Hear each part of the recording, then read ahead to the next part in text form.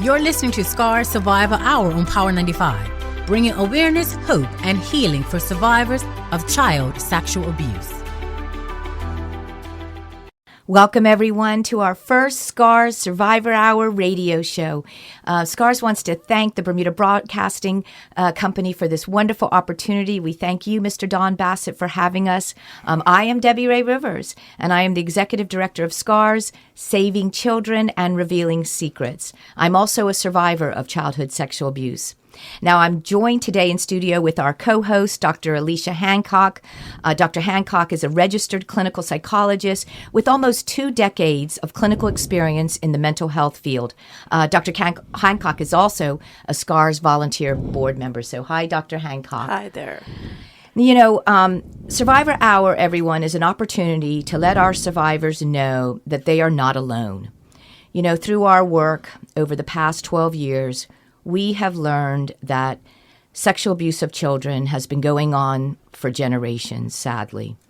And our hope is through continued awareness, education, and advocacy, we will reduce the risk of child sexual abuse in our community. Our survivors were silenced, and this show is for their voices to be heard. We can learn from their experiences and hopefully save the children of today and future generations from being scarred. This is what Survivor Hour is all about, everyone. You will have the opportunity to hear from brave survivors who will reveal their childhood secrets, share their pain, and provide hope for others. You will also hear from industry experts who will share valuable information on this topic as we air future shows. You know, we encourage our listeners to call in and ask questions of our panel. The number to call is 292-9595. And eventually, you'll be able to send in your questions in advance so that we can address it on future broadcasts, and we'll let you know when that happens. Now, let me just go over a few broadcasting rules. This show contains sensitive information, and it is intended for adults only. It's very important. We also want to respect our survivors and not re-trigger them. This is a very sensitive topic, and when calling to the show, we ask our callers do not mention your name or a perpetrator's name. SCARS has no way of confirming your testimony. You know, you can share, but no names mentioned. This show is not meant for personal attack. It's meant to educate and empower. Absolutely no attacks on any lawyer, judge, or magistrate. Please remember, SCARS is not an expert on the law. We are advocates. Eventually, you can email questions in, and we will do our best to get them answered as we invite our industry experts from time to time to help answer those questions. If you are a survivor and you wish to be a guest on this show, please call the SCARS office, 297-2277, or email info, I-N-F-O, at scars.bm. All guest survivors will be pre-interviewed, and if a guest survivor does come on, their perpetrator was convicted, it will be their choice to provide that detail. Now, one of the things that we have learned is that our scars from sexual abuse can also be a symbol of strength, resilience, perseverance, and hope. And on that note, I am humbled and proud to introduce our very first guest, my beautiful and brave daughter. And one of the main reasons SCARS was created, I introduce you to Brittany Ray. Hi, Brittany. Hi. You know, Brittany, tell us a little bit about you and how old you are so our listeners can appreciate, you know, just who you are and what you've been through. My name is Brittany Ray, and I am 32 years old. I've moved back home temporarily to Bermuda to help my mom with the charity SCARS. Awesome. Wonderful. Well, welcome, Brittany. Thank you for coming today. You know, you're here to help us shed some light and knowledge about sexual abuse based on your own experience. We really appreciate your courage. for coming on the show. Thank you. Tell us a little bit about the trauma you endured. I was sexually abused from the age of 9 years old to 13 by my step-grandfather. Okay. Do you recall your thought process and the decision to tell your mom? You know, obviously that was likely a very, very difficult thing to do, as we find in most victims and survivors. But do you recall what your thought process was at that time? Well, there actually wasn't much of a thought process, as I didn't make the decision to tell my mom. Okay. I definitely wasn't prepared that night before that she came into my room to ask if anyone had ever inappropriately touched me. I immediately denied that anything like that had happened, but then she started naming various male figures in our family and circle of friends. And when she mentioned my step-grandfather, that's when I broke down and revealed what had happened. But had she not asked me, I probably would never have kept disclosed. a secret? Yeah. Really? Okay. Did you know at that time about her history? My mom's? No, absolutely not. Okay. Did you ever doubt the enormity of what happened to you after you disclosed to your mom? You know, like denial, minimizing. Absolutely. I was in a lot of denial that what he did to me was a crime because he had groomed me for over 4 years into believing that it was my fault. Oh, God. Yeah. So I needed a lot of help with coming to terms that it wasn't my fault and letting go of the shame attached to that. How did you feel about him across the time period that you were groomed and then molested and after? Well, I ran from my feelings for most of my life. I was a people pleaser as a child, so I grew up with the rule to always respect your elders. I never questioned his demeanor, which was quite harsh and mean. But he also knew how to groom me to make me feel special. So there's a lot of conflicting emotions during the abuse. And then later, it was really hard for me to experience anger. I was very consumed at the time after the disclosure with my grandma's betrayal. She ended up staying with him and choosing him over her family. So I was struggling more with my emotions around that. I bet. But even to this day, it can still be really hard emotionally connecting to the abuse itself and how I feel about him. I think I've transferred some of those feelings that I have towards him to other people. So during the time that you were being abused, what would you have wanted other people to pick up on to maybe help to rescue you? I always grew up being a good girl. I was a perfectionist. I just always strived to get good grades. I wanted to be the teacher's pet, have everyone like me. But I was a huge people pleaser and a bit of a chameleon. I wasn't capable of being true to myself. So there weren't any alarming behavioral signs that would have probed my parents to question, that anything distressing was going on in my life. But as we find out in SCAR's trainings, that too perfect behavior can be a sign in itself. And can cause other kind of emotionally charged problems, like anxiety, depression, eating disorders, the whole realm of diagnoses, right? Oh, yeah. And I wish someone would have asked me how I was really feeling. Yeah. I had a painted smile on my face, and I wish someone had asked me what's really behind that smile. And had asked me how I'm really feeling, and that it's okay to be messy. It's okay, to have boundaries, to say no to adults. It's okay to make mistakes, right? It's okay to fail. It's okay that you're not okay. Yeah. It's okay to be imperfect. Correct. So what would you say now are the parts of your life that have been most impacted by the abuse as you grew a bit older?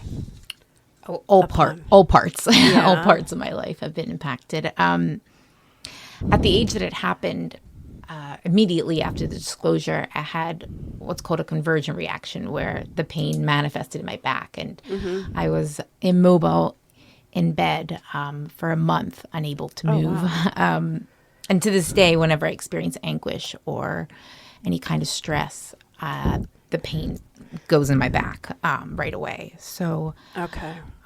But I mean, also my sense of spirituality, having any kind of a faith, because my step-grandfather was a loyal churchgoer and, proclaimed to know God. So it was very confusing to me around spirituality. It's difficult when there's hypocrisy around you. Yes, Yeah. yes. So I struggled in that realm for quite a while, and all of my relationships were impacted. I distrusted most people, but I also didn't have the ability to be authentic. Did you find you were emotionally guarded? Yes, Yeah. absolutely. Yeah. I never let anyone get to know the real Brittany. Yeah. But the most distorted relationship, honestly, was with myself. I had a lot of buried self-hatred and, Self-destruction. yes, self-sabotaging behaviors. And that ended up, I was very uncomfortable in my own skin, and that manifested in the form of an eating disorder. Most of my 20s were spent struggling to just stay alive. Yeah. Well, imagine there becomes a lot of rules to feel safe, and you kind of live by those rules to help protect you, Yeah. which unfortunately can be in the realm of sabotaging or self-destruction or pushing people away. And it was my form of control. It was like the Yeah. only thing that I felt like I had control over was, he stole my innocence as a little girl, so now I could control my body with my weight, and it became a very distorted relationship. And feel like, again, I think with eating disorders, there's this sense of accomplishment by controlling, whether it's restricting or binging and purging. Yes. If you can control what you put in your body and resist urges that are basic needs, but then feel accomplished by it, it then serves as a way of life, I guess. Yeah, and it worked until it didn't. Yeah. I lost all control, and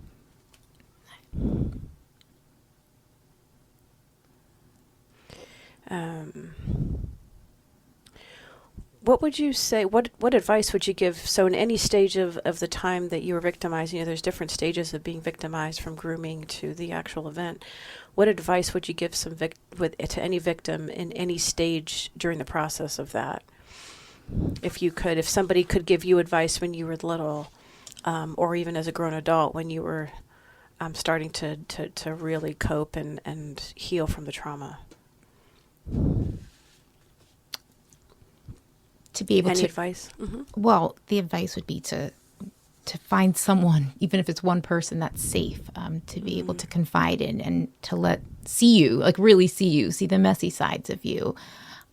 Because, I always thought that I needed to be a certain way. And I wore a lot of facades. I wasn't able to be real. And still, as my coping mechanism can still be, putting on a facade. If I'm afraid, or, clicking out to run from my feelings. So I have that one person in my life, thank God. And I know not everyone does. And if you don't, and you're listening, just that person will come. I promise. And in the meantime, find another outlet. Writing became a really cathartic outlet for me, and acting, just having a safe place to express yourself. Yeah. Yeah, I think one of the things that we find is that a lot of that many victims feel like they have to analyze the information before they say something and decide themselves if it's wrong or right, rather than just confiding in their experience without going through the whole process of analyzing. Right. And we talked about it for years. And that was good. I'm so grateful that there was a safe place in the house to be able to speak about it, and we didn't sweep it under the carpet. But, it's a process, and talking about it didn't cure the pain. Right. I still had a lot more work to do. And as I said, it manifested itself in years later, in various forms. Yeah.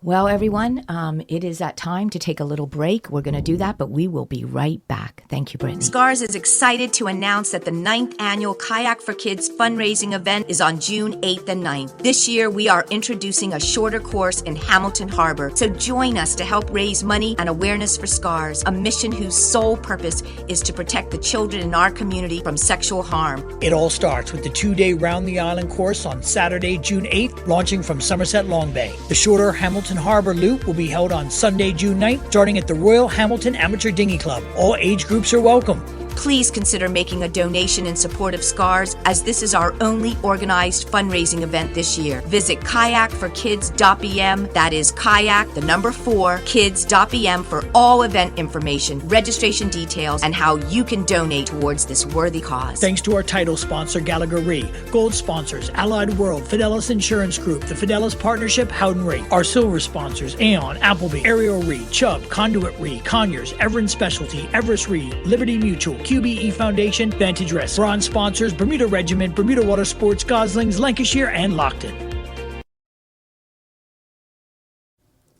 Hi, everyone. Welcome back. We want to encourage you, if you do want to call in, please call 292-9595. We just, want to remind you that, not to share your name or, your perpetrator's name, but just please, if you have any questions for Brittany or for Dr. Hancock or for myself, please feel free to call in.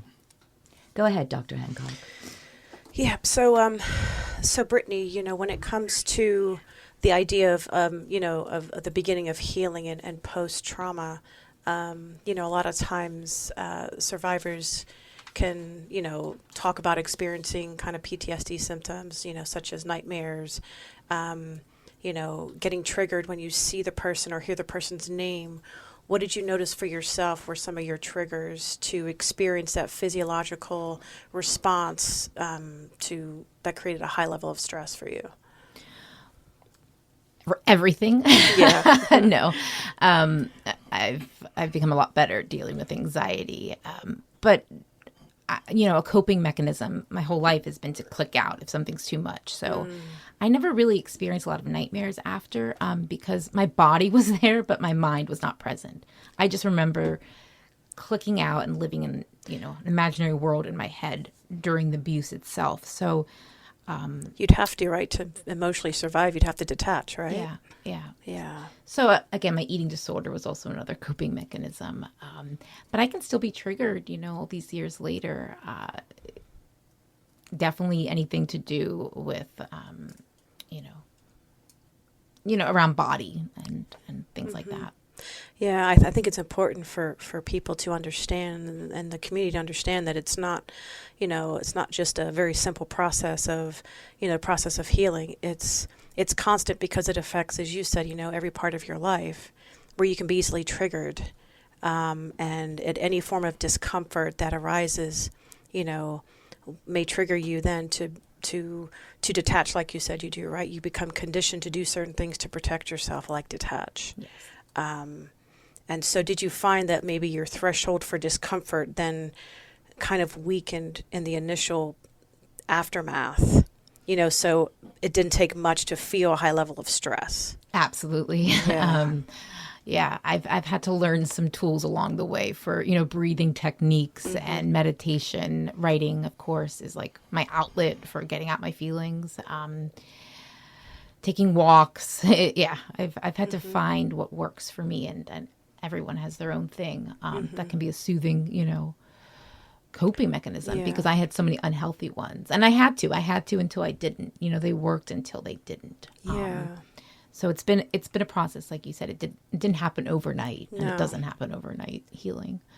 Yeah, and then it's, I guess, also then trying to dismantle the absorption of how much it absorbed your identity after that, to just take it out, to just discover who you actually are, outside of being victimized.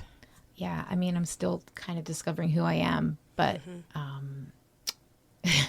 the last 10 years have been about recovering, and I'm so grateful to have had the necessary resources and access to treatment and therapy. I'm very grateful for that, because I know not everyone does. But, it's been a lot of layers to peel back, and I'm just still discovering who I am. But at least today, I can look in the mirror and be real and like who I am. I couldn't do that for a really, really long time. Yeah, that's incredible. I think one of the purposes of the show and the TV show is to, is to recognize that, as much as it might be an uncomfortable topic for people who haven't been victimized, imagine what it's like for the victim themselves to talk about it. So if we can't talk about it, then there's really little hope for any victims or survivors to come out and be transparent and authentic with their experience. Yeah, exactly. That's why I'm so proud of Brittany and her journey of this. I mean, I never thought I'd see this day, to be honest, as a mother. I prayed about it, but I'm so grateful. There are so many of our survivors in our country that have kept their secret, that have, buried it. And my heart feels for them. Or they didn't have the ability and the resource to get the healing that they so deserved. I mean, we didn't use the word trauma years ago. You were just meant to get over it and get on with it. But this stuff hurts, and it's serious. And one of the things that it takes is people in our lives who support us unconditionally, because we are going to mess up and we are going to get triggered and we are going to react to our pain. But we need people in our life that say, I love you unconditionally. And, although we don't always like what people do, we love you and we're never, ever going to give up on you. That was one of the things that Brittany and Brittany's dad and I and her stepdad and her sister, we had to wrap our arms around Brittany and say, we love you unconditionally, no matter what. Because victims react to their pain in many different ways. And some will have eating disorders, and some will go through drug addiction, and some will have trust issues like me, and promiscuity, and some will, hurt others. There are just, so many layers to this. But, to recognize it and to say, you know what, now I know why I have done these things. Now I know why I have reacted to certain things in my life and been triggered by certain things, because it all stems from childhood trauma. It really does. Yeah. When you have kids particularly that are showing signs like, academic decline, behavioral changes, isolation, more anxiety, they don't want to go out. When you see the changes in them, it's really important to pick up on those cues and to start, asking questions, making sure they have a safe space to go to. Yeah. It's not a matter of, they're misbehaving, so we must give them consequences. It's really important when kids misbehave or when they're not themselves to ask why. Ask yourself why first, and then ask them why. Explore with them rather than just flat out giving them tools. The why is the crucial part. It is. Because they're misbehaving or they're behaving differently for a reason. Yeah. And it may not be sexual abuse. No. It could be something else going on in that little person's life. But we need to check in with our children and let them know that, we're there for you. And I might not have the answers, but let's work on this together. Yeah. We just couldn't do that years ago. And, as Brittany's mom, I can tell you there were a lot of things that I did wrong. And one of them was, wanting my children to be perfect, to be nice and respectful and kind. And, and I didn't allow them to be able to tell me that they didn't want to go to this person's house, or they didn't, I didn't ask enough questions. I just thought, well, they're just not, they just don't want to go. They want to be with me. But I didn't ask enough detailed questions. And I really wish I would have done that. Brittany, that's a question for you. Like, what could I have done, do you think, different, as you were going through this very painful journey in your life? What would you have liked to have seen me do or say during those 4 years? I think to, ask me, well, like you said, ask me questions. It's hard because, you're supposed to trust your grandmother and her husband, their family members. So I don't think you could have known, what was going on there. But I think just having a place to be messy and I grew up not really tiptoeing around adults and not having the space to be able to freely express myself, Again, like you said, it was that too perfect behavior, and I was scared of adults.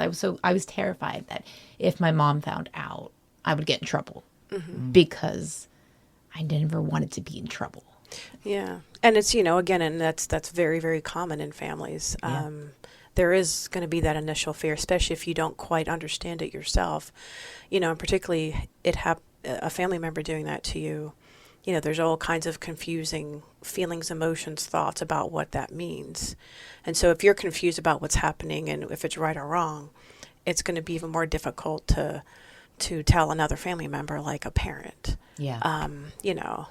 Yeah. And if you have a mom who's a survivor and had Correct. never had help herself, Correct. and is a perfectionist in every way and wanted her children to be perfect, you could miss it. Well, and part of that too, Debbie, there's, most parents, the intention is you want, your child to be happy and successful. And so you try to navigate around expecting things of them for the purpose of them leading happy and healthy lives. And sometimes we can miss the boat on the fact that it's okay for them to make mistakes. It's important for them to make mistakes when they're young because that's how they learn. Yeah. It's okay for them to be angry. Yeah, it's okay for them to say no. I don't want that hug. Yeah. I But don't want to go to that relative's house. Well, and likely for you, there was your own fear for yourself and your children. The fear of not being a good enough parent, means that you are probably going to expect more of your kids. Yeah. Unintentionally. Yeah, So. exactly. And, looking back, we just didn't have this information years Correct. ago. We didn't know what to do. We kind of went for what our parents did, our grandparents did, and we just followed that, that way of raising our children. And I'm grateful that our community is now able to talk about this.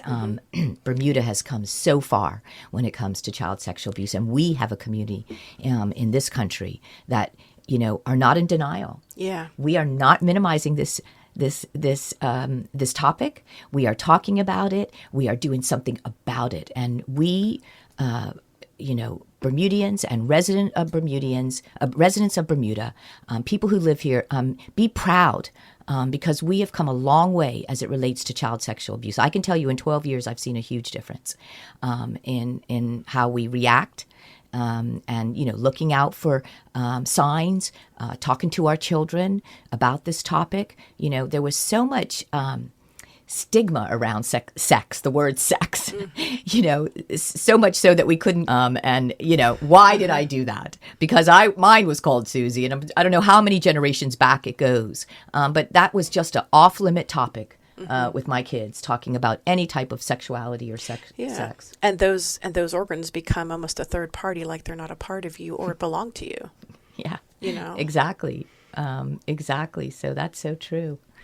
One of the things I think is important too to talk about, you hear historically people talk about kids and, kids are resilient. They'll get over it. They'll get past it. And there's a difference between pushing your child to do something that is in their best interest, which is safe, versus them experiencing a traumatic event and just expecting that they'll forget it or get over it. And that's never the case. We don't ever forget trauma, ever. We may repress it, but it's never forgotten.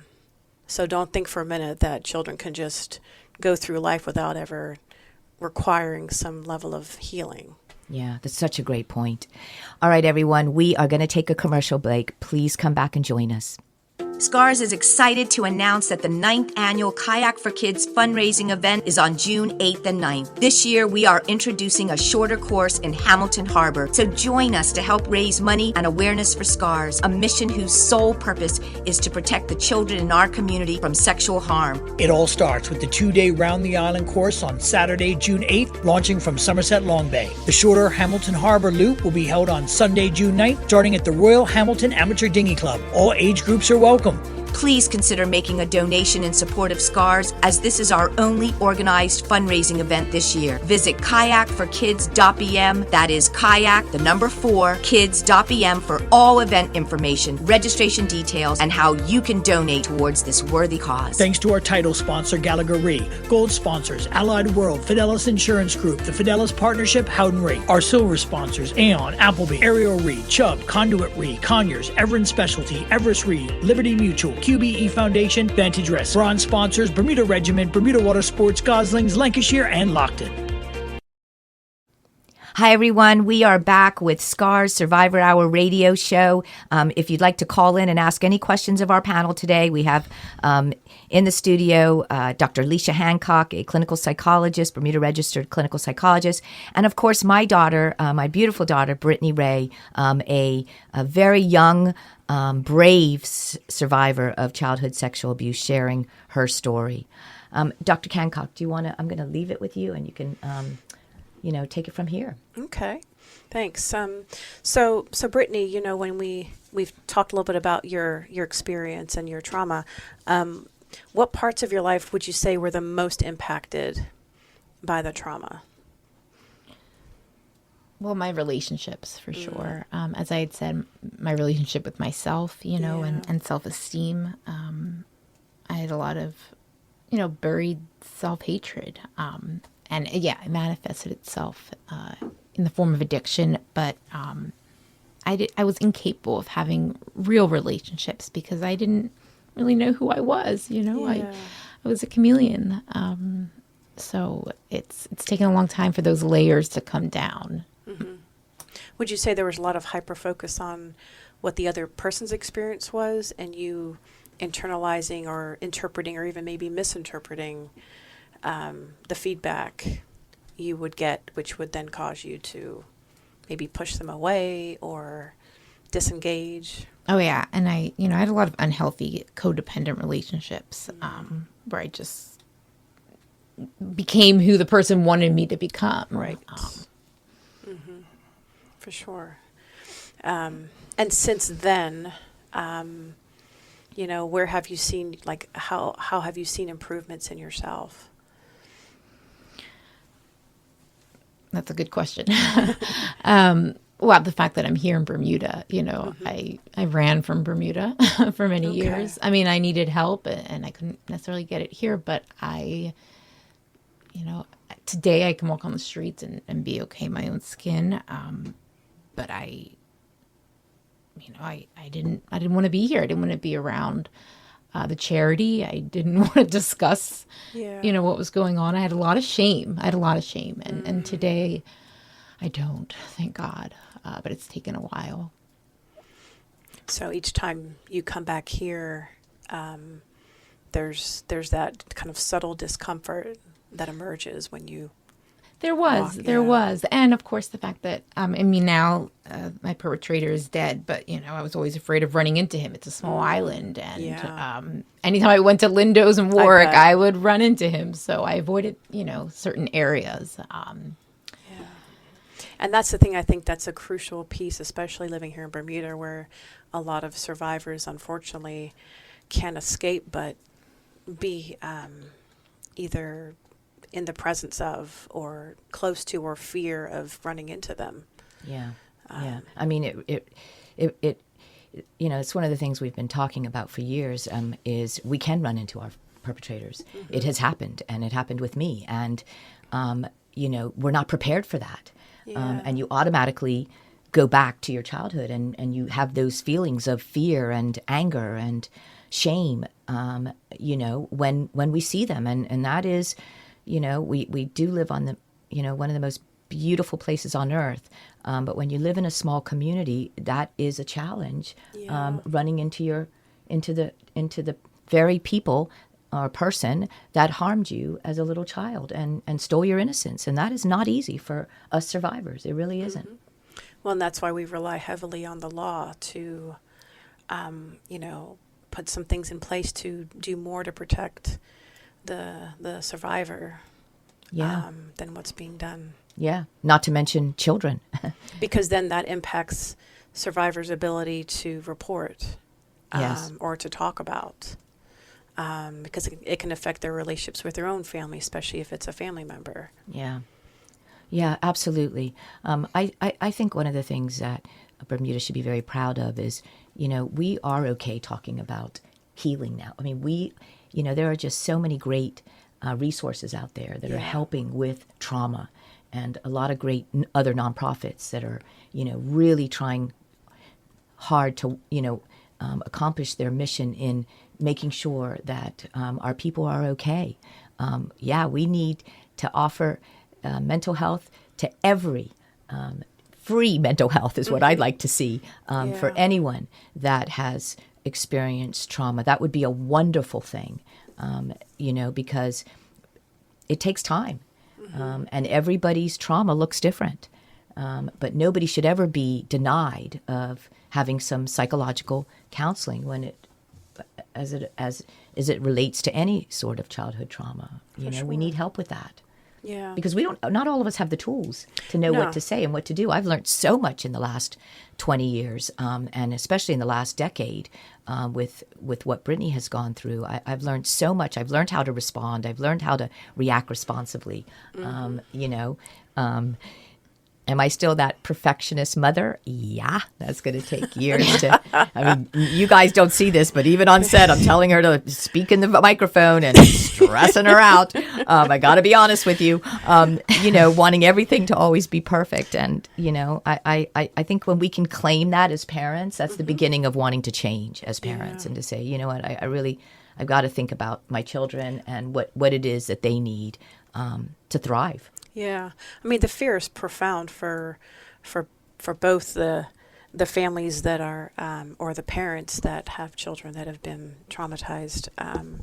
But again, like I said earlier, if just imagine the fear and discomfort that you have. Imagine what your child or the victim's going through.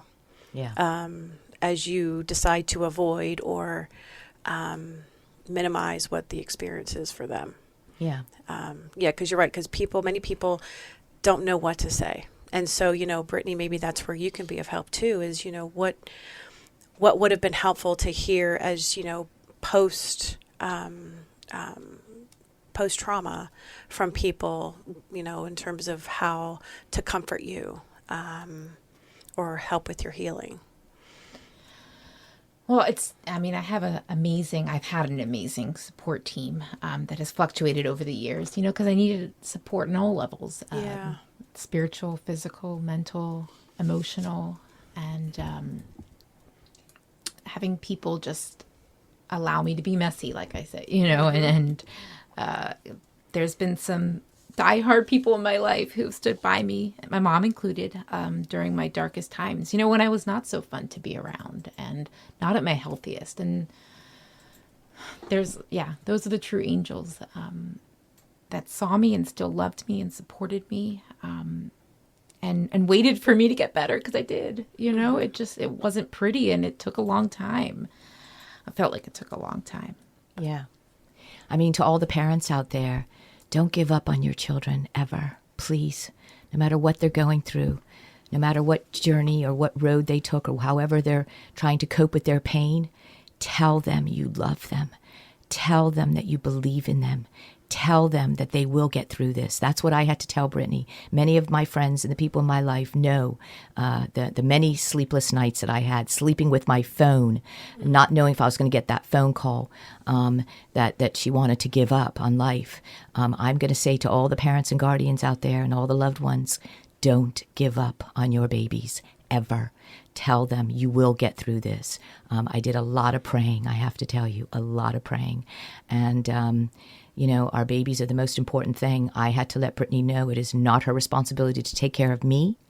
It was my responsibility to take care of her and to just love her unconditionally, as she said, through all the ugliness, and was it easy as a parent? No, it's not. And that's why I had to have support angels in my life to help me get through it and bury myself in my work at SCARS, and really move, make sure that this doesn't happen in other families' lives, taking my pain and turning it into a passion. And not everybody is going to be able to do that. But the one thing I can say that you can do is don't give up on your children. no matter what they are going through. I don't care if that's a drug addiction, alcoholism, eating disorder, promiscuity, crime. Let them know you love them. Let them know you're not going to give up on them. That is really important for survivors to hear. Yeah. And as you said earlier, there was the emotions, talking about your emotional experience. So the shame, the guilt, minimization, the need to protect yourself by being emotionally guarded, maybe towards other people. Talk us through, the shame and the guilt and how you've worked through that, or what that meant to you. Well, that's been a process. To this day, it still can be hard. I think I said earlier, emotionally connecting to the abuse itself. It's like become easy to just click out when something's too much. Yeah. But again, having that one safe person, that I have in my life, who knows all of me, the good, the bad, and the ugly, and again, like finding ways to be able to express, how I'm really feeling has been really useful. Mm-hmm. I'm a writer, so I'm currently writing a screenplay right now, which is helping to channel some of those feelings that have been buried, and even to this day, I do better writing than talking. Yeah. Well, do you feel comfortable talking about how and if it distorted your perception of intimacy or sex? Definitely. Yeah. I thought intimacy was just about sex, but into me, you see, letting people see the real me has been a process, taken baby steps to feeling safe enough to be vulnerable with certain people. And well, I guess the other challenge in some ways would be the extra layer of the eating disorder that you experienced. So the body image would have just another profound impact on that as well, I'd assume. Yeah, absolutely. Yeah. There's been a lot of healing around that, so Good. I am grateful. And it's just like, as I said, it's a process and did not happen overnight. And I'm not cured even to this day. I still have triggers, but I'm a lot further than where I was many years ago. And the main thing is that I have a relationship with myself, so that. Do you remember when maybe the point where you started to maybe get excited about your future, and started really moving forward with, your own individual life outside of the trauma? Oh, absolutely. That was one of the main reasons why I wanted to get off the island, just because my mom had amazing work to do. But it was nice to get away and be able to kind of create my own story. So I've had amazing experiences. As I said, most of my 20s were spent trying to recover. And I'm 32 now, but I've been able to travel to many places and have some pretty cool experiences on sets and meeting new people. And I wouldn't have had those experiences, had I not stepped out of my comfort zone. So it's been a process with that as well. Yeah, I imagine challenging the discomfort can be one of the most challenging things to do.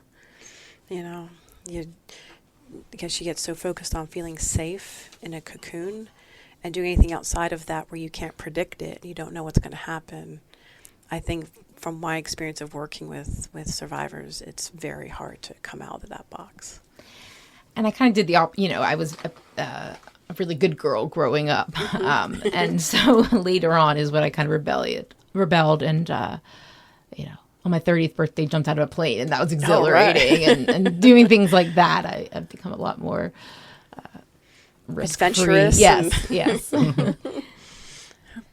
Okay, everyone, we are going to take a commercial break, and we will be right back. SCARS is excited to announce that the 9th annual kayak and on my 30th birthday, jumped out of a plane, and that was exhilarating. and doing things like that, I've become a lot more risk-free. Adventurous. Yes. Okay, everyone, we are going to take a commercial break, and we will be right back.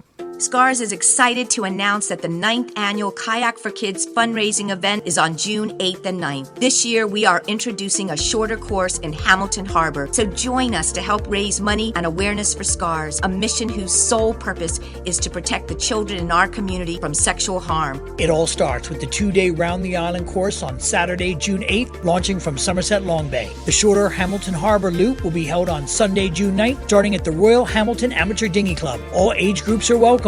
Please consider making a donation in support of SCARS, as this is our only organized fundraising event this year. Visit kayakforkids.bm, that is kayak, the number 4, kids.bm for all event information, registration details, and how you can donate towards this worthy cause. Thanks to our title sponsor, Gallagher Re, gold sponsors, Allied World, Fidelis Insurance Group, the Fidelis Partnership, Howden Re, our silver sponsors, Aon, Appleby, Ariel Re, Chubb, Conduit Re, Conyers, Everin Specialty, Everest Re, Liberty Mutual, QBE Foundation, Vantage Rest. Bronze sponsors, Bermuda Regiment, Bermuda Water Sports, Goslings, Lancashire, and Lockton.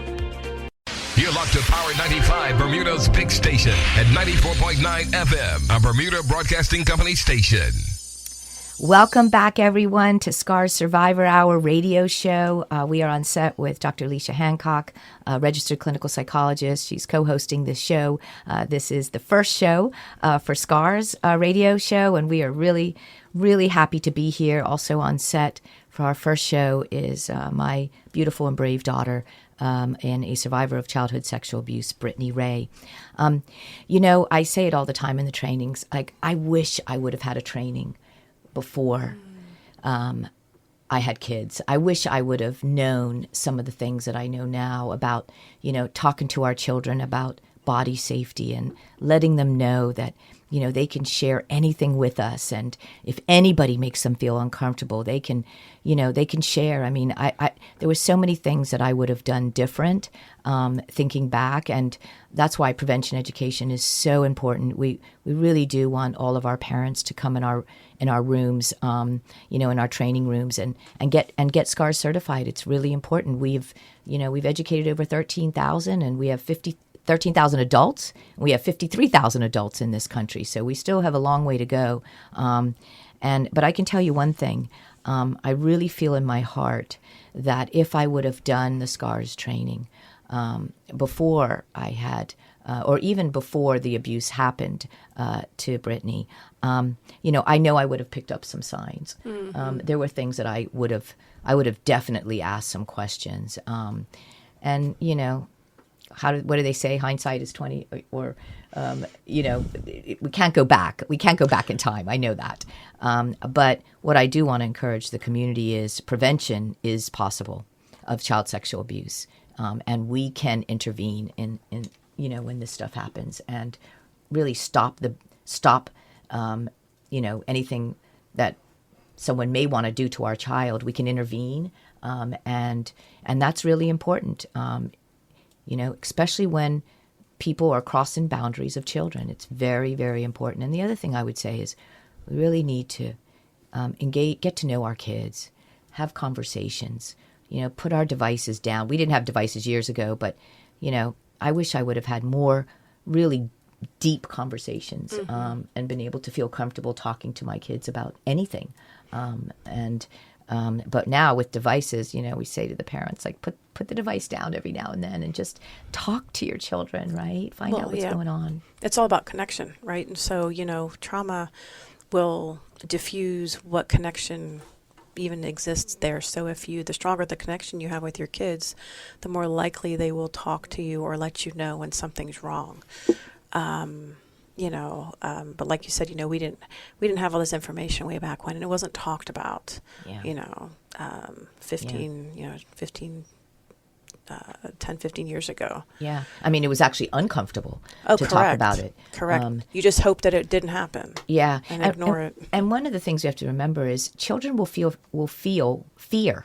Yes. If they think they're going to get in trouble or someone else is going to get in trouble, and they feel responsible when this stuff mm-hmm. happens, they're not going to tell. Yeah. And not to mention what perpetrators tell children. Yeah. To silence them. Yeah. And, again, being afraid of the perpetrator also then many times creates the child to be protective of their parent, i.e. by not telling. Right. And so, many times the victim does take on the protection of the parent at that time. Yeah. Well, I was terrified to tell my mom because I got in trouble, at the age of 12 for a boy calling the house. So, I mean, if that was going to get me in trouble, Oh, absolutely. I'm not going to be like, oh, by the way, this is what's happening with my grandfather.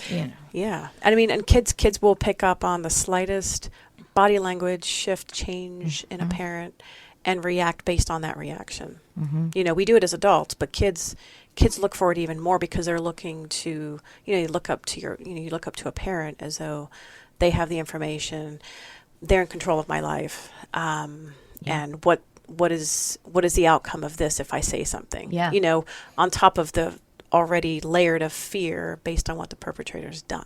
Yeah, exactly. And if you're a parent who's a survivor, you're triggered by certain things as well. Yeah. And, one is I don't want any boys around my children because Correct. I know what happened to me. I'm not going to have male babysitters because I was abused by a male babysitter. And so, if you haven't dealt with your own stuff, that stuff can come out when you have kids. And you don't even realize you're being triggered from your own childhood trauma. And it's all fear-based, right? So every response that you have is fear-based, and the intention is to protect your child. But in some ways, it ends up creating more fear in them. Sometimes the more you protect, the more fear you can create in them. Yeah, absolutely. Unintentionally. Absolutely. Well, everyone, we don't have anybody calling, but that's not a bad thing. It's okay. This is our first show, and we are not offended by that. We encourage you, if you do want to call, you can call 292-9595, but it's okay if you don't. This is a tough topic. It's very sensitive, and we get it. We totally get it. But we're not going to stop. We are not stopping the show. We want to hear survivors tell their story. Actually, we do have a call. Thank you so much, Mr. Bassett. Go ahead, caller. You on the air? Good day. How are you? Good, thank you. I was actually waiting to call, and I didn't hear the number to call back, so maybe some people might want to call, but they're not sure the number to call back. So you just said it, so I said, okay, I've been waiting for a while.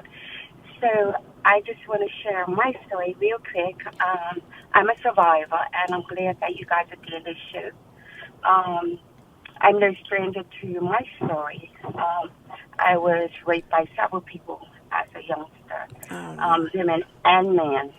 However, my parents were alcoholics, and I think sometimes people prey on parents that's alcoholics or drugs because they think that they don't care.